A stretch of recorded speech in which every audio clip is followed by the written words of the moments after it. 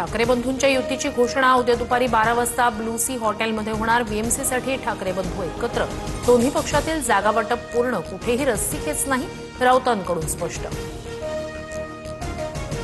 मुंबई, ठाणे, नवी मुंबई, कल्याण, डोंबिवली आणि मीरा भाईंदरमध्ये ठाकरे बंधू एकत्र लढणार। तसंच नाशिक आणि पुण्यातही राज आणि उद्धव ठाकरे युतीतच लढतील, संजय राऊतांची माहिती। ठाकरेंची शिवसेना आणि मनसेमध्ये कोणत्याही जागांबाबत तिढा नाही, मुंबईसाठी तडजोड करण्यासाठी सगळे तयार, जागा वाटपाबाबत संदीप देशपांडेंचं भाष्य।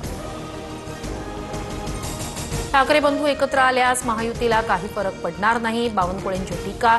तर अमित साटमांनी ठाकरे बंधूंना मामूंची टोळी म्हणत डिवचलं। अजित पवार 26 डिसेंबरला दोन्ही राष्ट्रवादींच्या पुण्यातील युतीची अधिकृत घोषणा करणार। कुठल्याही अफवांवर विश्वास ठेवू नका, अजित पवारांचं कार्यकर्त्यांना आवाहन। पुण्यात दोन्ही राष्ट्रवादी एकत्र आल्यास आम्ही शरद पवारांच्या राष्ट्रवादीसोबत जाणार नाही, संजय राऊतांकडून स्पष्ट। मनसे आणि आम्ही निवडणूक लढवू, काँग्रेससोबतही चर्चा सुरू, राऊतांची माहिती। पुण्यातील महाविकास आघाडी ही अजित पवारांच्या राष्ट्रवादीसोबत नाही, पुण्यात अजित पवारांची राष्ट्रवादी मवियासोबत जाण्याच्या शक्यतेवर संजय राऊतांचं वक्तव्य। आमच्यापर्यंत अद्याप प्रस्ताव आला नाही, कार्यकर्ता पुणेकर हा केंद्रबिंदू ठेवून निर्णय होईल, दोन्ही राष्ट्रवादींच्या युतीबाबत सुप्रिया सुळेंची प्रतिक्रिया। पवारांच्या राष्ट्रवादीचे पुणे शहर अध्यक्ष प्रशांत जगताप उद्या राजीनाम्याबाबत भूमिका स्पष्ट करणार। मुंबईत सुप्रिया सुळेंशी चर्चा केल्यानंतर जगतापांची प्रतिक्रिया। पुण्यात दोन्ही एनसीपी एकत्र येण्याला जगतापांचा विरोध। जागा वाटप होईपर्यंत तुमच्या पक्षातील आमचे प्रवेश थांबा, काँग्रेस आणि पवारांच्या राष्ट्रवादीची अजित पवारांना अट।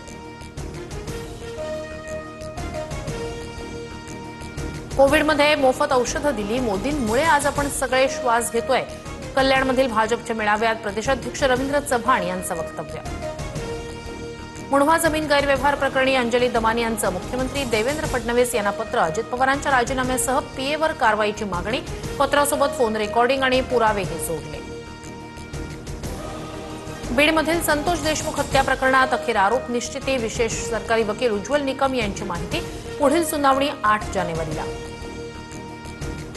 मुंबईत सीएसएमटी आणि बांगलादेशी दूतावासाबाहेर हिंदुत्ववादी संघटना आक्रमक, बांगलादेशमधील हिंदूंवरील अत्याचारांविरोधात जोरदार घोषणाबाजी, तर दिल्लीतही बांगलादेश विरुद्ध विश्व हिंदू परिषदेचा निषेध मोर्चा।